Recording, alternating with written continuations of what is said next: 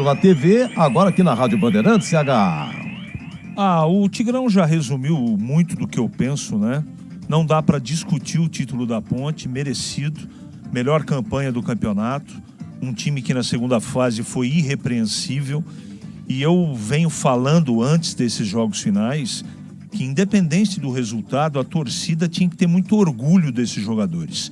O que eles enfrentaram e seguiram em frente com profissionalismo é algo que não pode passar em branco. Tem que ser destacado e respeitado pela sua torcida. A torcida entendeu isso. Tanto é verdade o apoio incondicional a esses jogadores. Independente da dificuldade do jogo, do momento que às vezes não é bom na partida, mas nas duas partidas, ou toda a segunda fase principalmente, a torcida esteve do lado do time.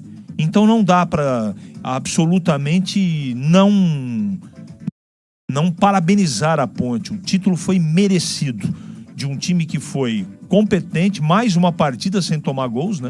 Mais uma partida sem a Ponte tomar gols, não é?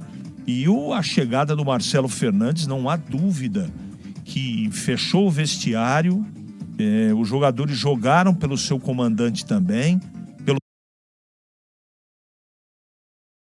os homens de diretoria, os jogadores acreditaram neles, mas houve também a parte técnica, de organização do time, de troca de peças, e o Marcelo Fernandes deu um contorno, uma estrutura para esse time que não tinha nas mãos do Valentim, que também fez um trabalho muito razoável, mas o Marcelo Fernandes é o grande responsável por esse título da Ponte.